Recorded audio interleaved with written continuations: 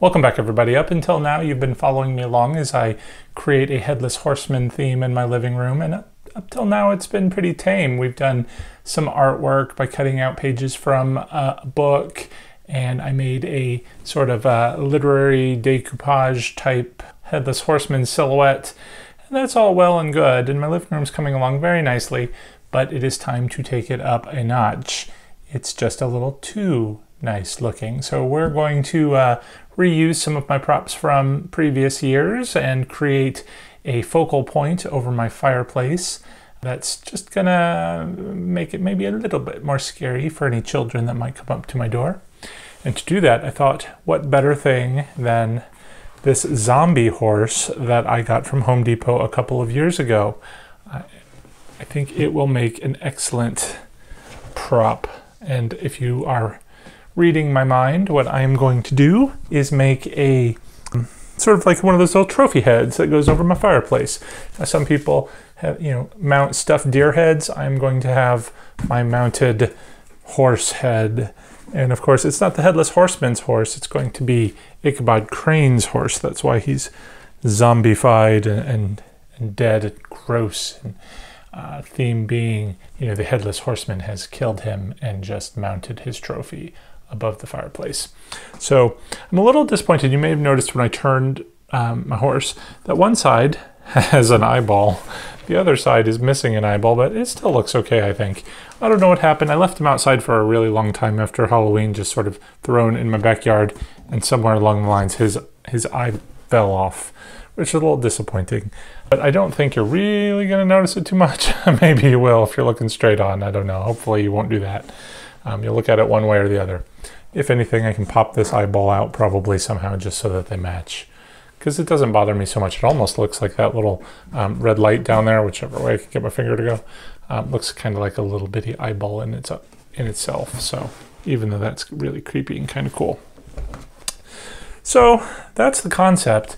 I'm going to try and do this without having to buy anything, and I think I can. I've got all the props from previous years or other projects. This frame I made for my living room a few years back when I had my living portraits and TVs. I just took molding that I bought from Home Depot, mitered it, and just hot glued all the corners. Very simple. And it looks great, I think. It makes a nice little frame for my TV, but now I think it's going to be the background for my head mount. Now I'm going to need to actually put the head onto something.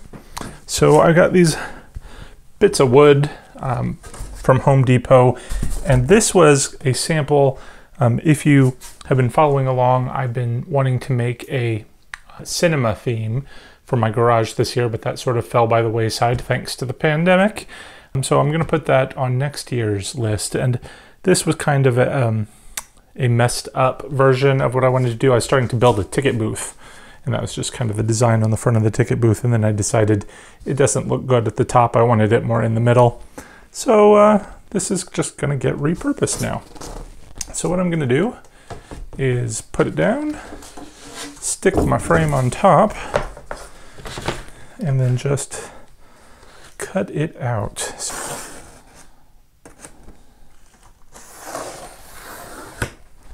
Now I have tried cutting this with my circular saw, which is a little too intense for these, and if you can see the edge there, it kind of ruins the edge when you do that. So the easier way to do it, in my opinion now, is just to take my utility knife and we will just score it and cut it. But of course, first we need to put something down so I don't cut through my tablecloth here. And we're just going to score it. It's going to take many passes of the razor blade, and the sharper your blade, the better. But I mean, I'm talking seriously. You're going to have to do this a dozen times at a minimum.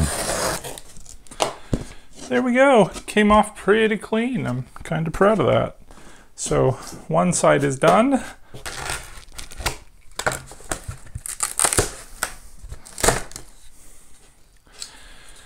And the second piece, this is the most painstaking part of the whole project, I'm sure. I did make a slight error in cutting the wrong side. I didn't want to cut the side that had this fringe already on it.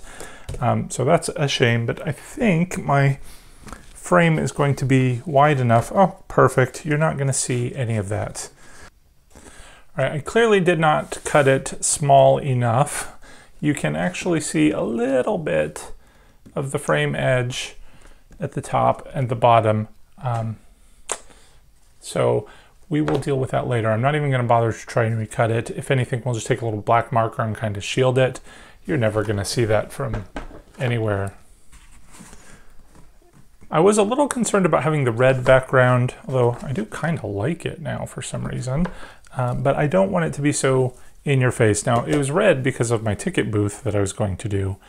I just stained it with a barnwood stain, and I thought that looked kind of neat. But I think what I'm going to do is just put some of this creepy cloth so you'll see that red color through it, but it's not going to be so in your face. Now, I'm just going to put the creepy cloth on. I figure we can trim it down a little bit later. In fact, we might not have to use any marker or anything to hide these edges. We might just be able to let that creepy cloth do its thing. So go ahead, put the frame on, get it lined up as best we can so that there's as little overlap as possible. And then I'm just going to flip it around to the back and then we'll screw it in place.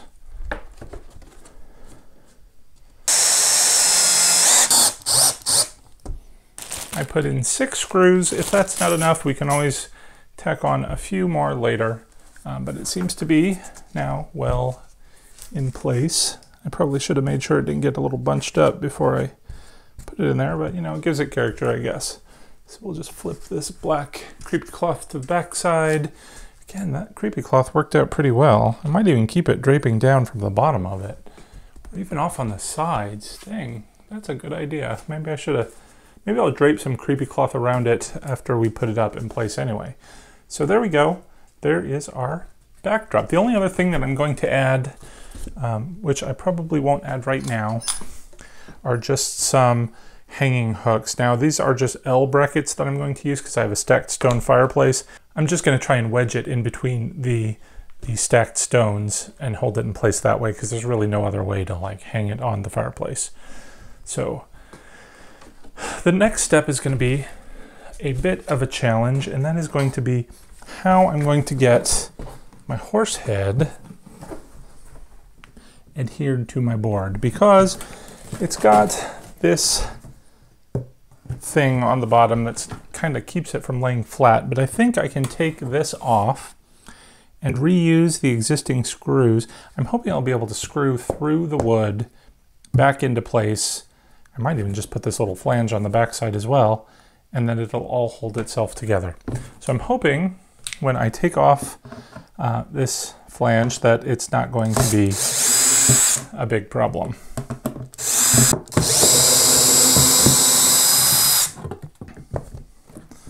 All right, it's slightly unfortunate.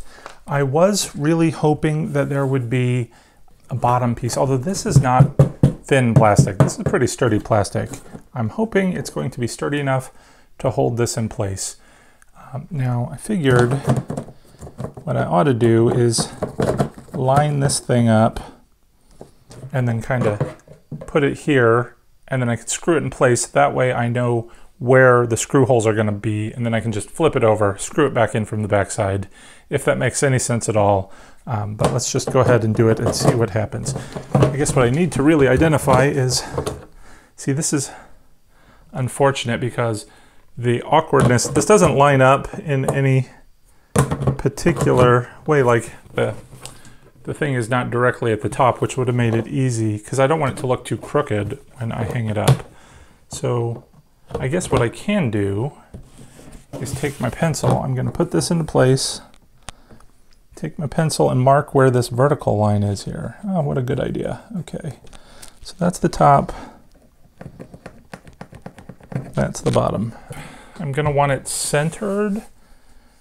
I think I'm going to hang it just a little bit high so that I can put a name plaque on it as well. I'm not going to screw all of these in. I'm just going to screw in 2 of them so it stays in one spot, doesn't move around. Now I am just going to drill the rest of these, not all the way through, just enough so that when I screw it back in from the back, I'll have the little holes to guide me. Now let's see, did they go through enough? They did. I've got my holes there, you can kind of see them perfectly aligned of where they need to be. So let me go ahead and just screw them in just a little bit from the back so that I'll have an easy time when I go to try and line it up with the horse head.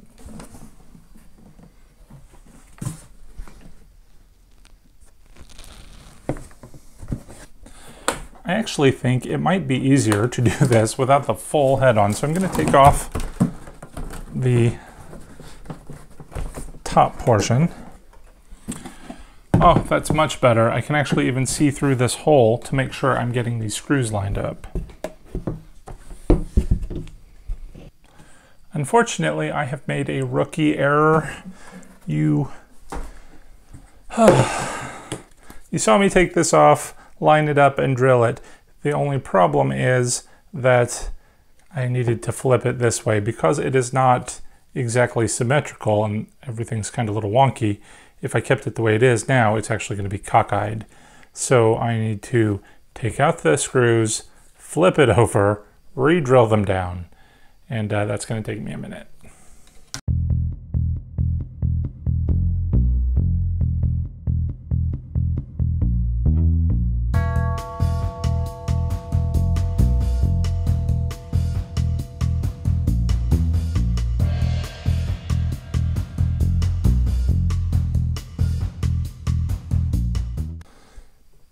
I don't know what I did wrong. I can't get it to line up, so I'm just going to drill my own holes.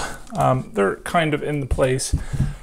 I think we'll be fine. So I'm not going to worry.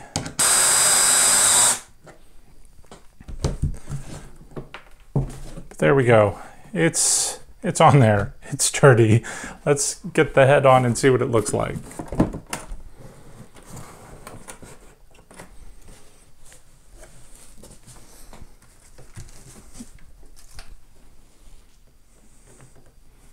All right, there we go. Not awful. It does look like it might be a little crooked, but I think I can just twist the head just a little bit to make it not so bad.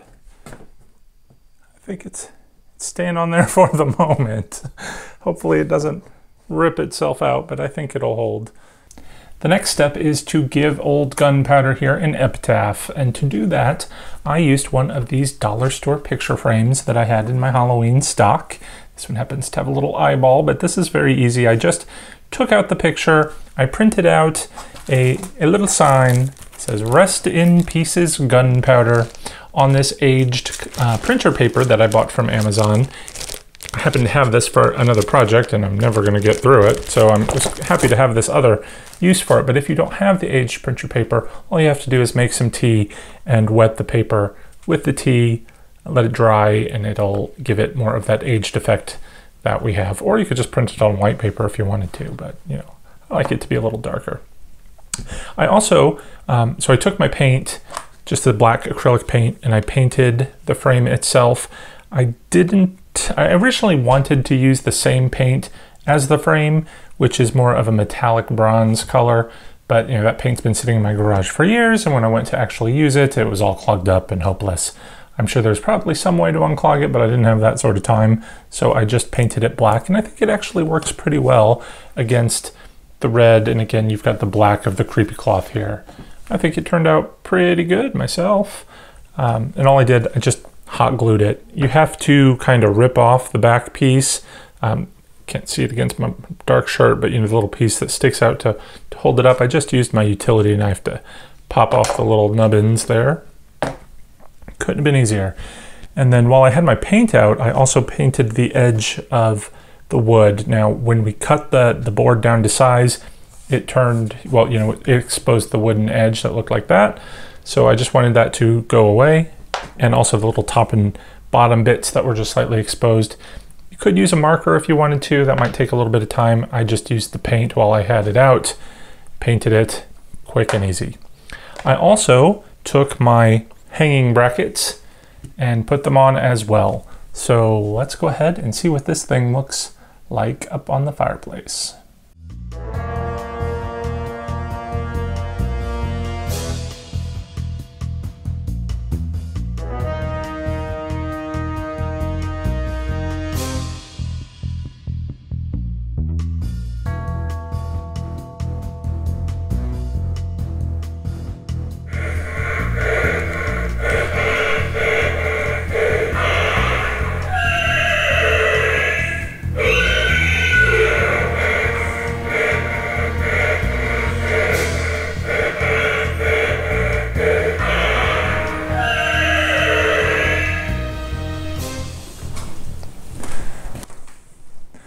All right, I hadn't actually intended to leave him on where we would get the sound effects and the lights, but actually I kind of like that.